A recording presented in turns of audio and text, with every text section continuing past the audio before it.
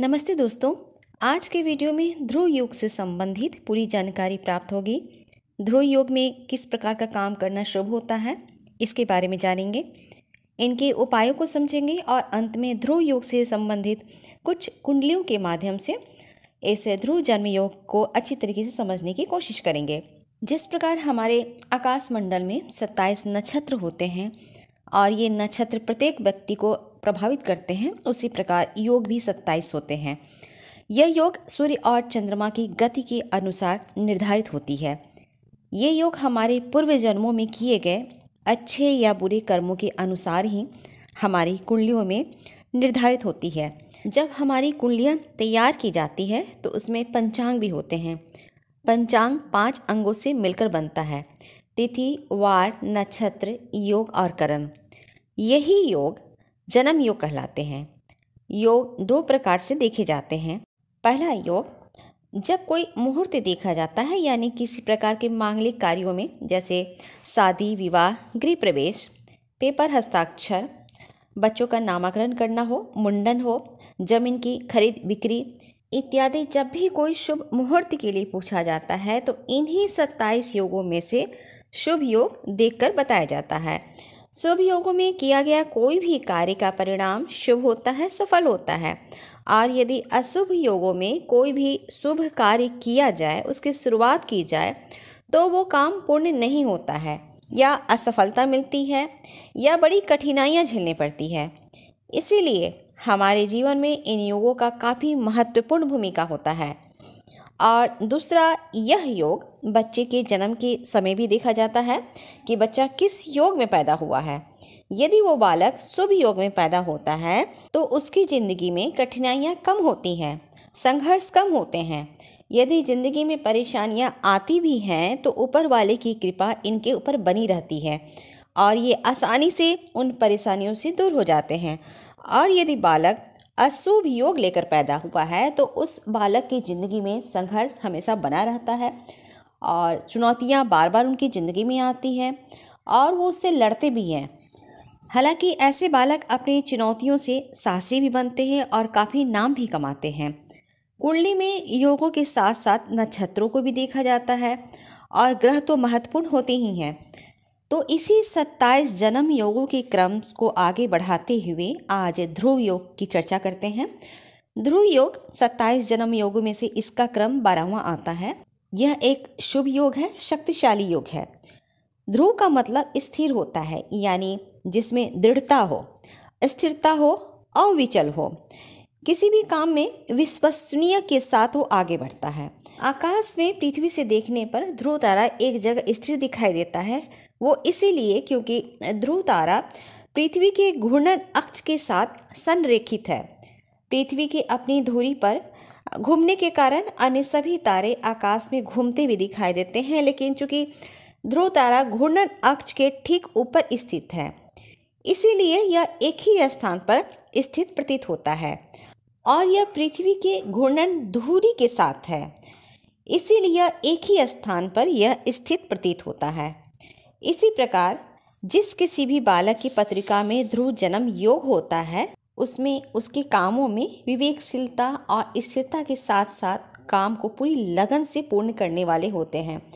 ऐसे बालक काफ़ी टैलेंटेड होते हैं, बुद्धिमान, विवेकी, संस्कार, रिश्तों और अपने काम में ईमानदारी, उदार, दयालुता, कर्मपरायणता, धर्मपरायणता होते हैं। इनके अंदर सहनशीलता भी होती है। ध्रुव जन्म योग के देवता भूमि होते हैं और इनके स्वामी ग्रह बृहस्पति हैं। चूँकि इनके देवता भूमि होते हैं, इसलिए अपने कामों को जड़ से पकड़कर चलना पसंद करते हैं और अपने काम को सफल बनाने के लिए किसी भी हद तक जा भी सकते हैं और इनके कामों में दीर्घकालिक सफलता भी मिलती है। ये अन्य लोगों की तरह अपने कामों को सफल बनाने के लिए जल्दीबाजी करना पसंद नहीं करते हैं या अपनी जॉब की तलाश में जल्दीबाजी नहीं दिखलाते हैं।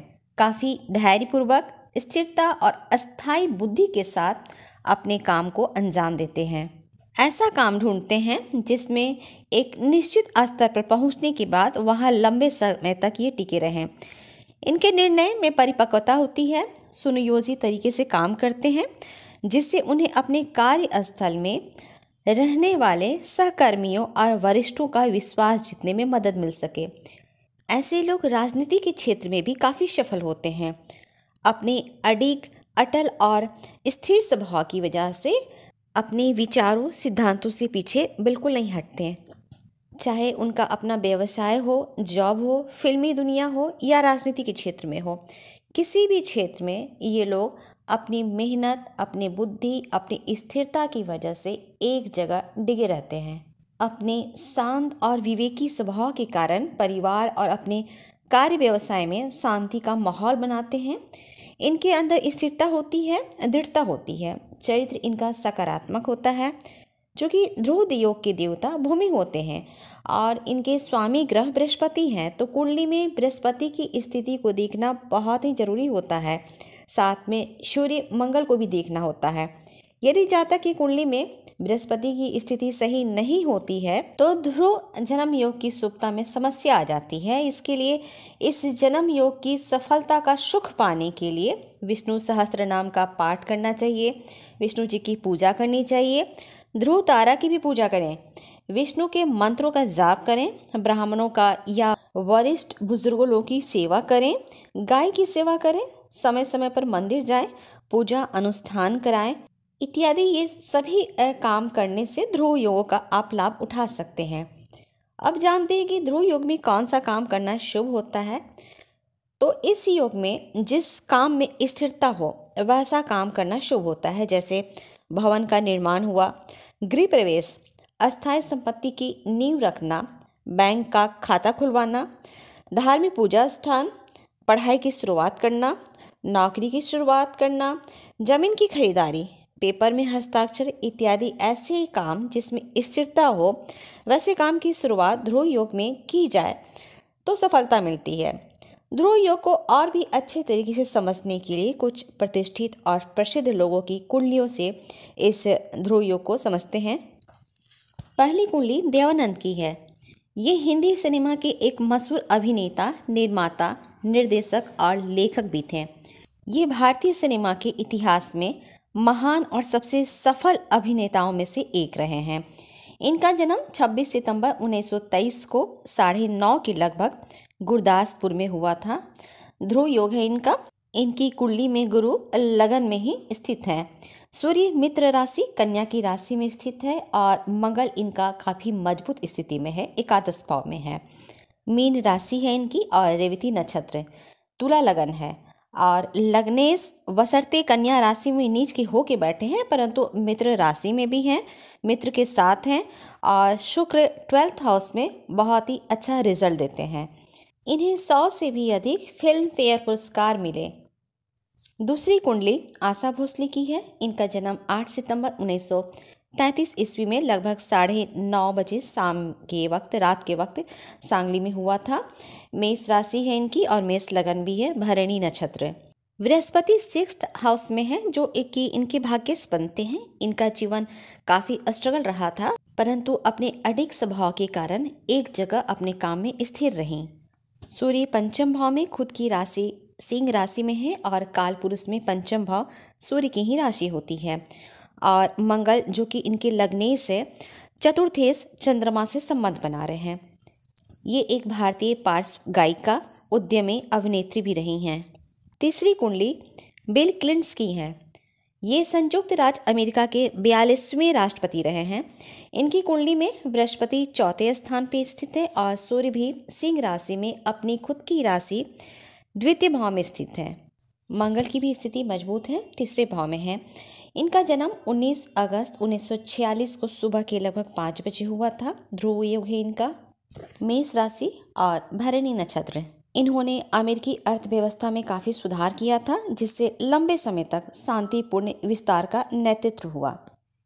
चौथी कुंडली बराक ओबामा की है। इनका जन्म 4 अगस्त 1961 को शाम के 7:24 पर होनोलुलु में हुआ था।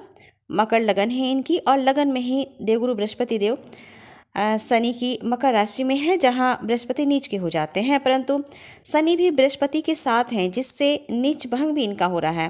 वृषभ राशि है, रोहिणी नक्षत्र है।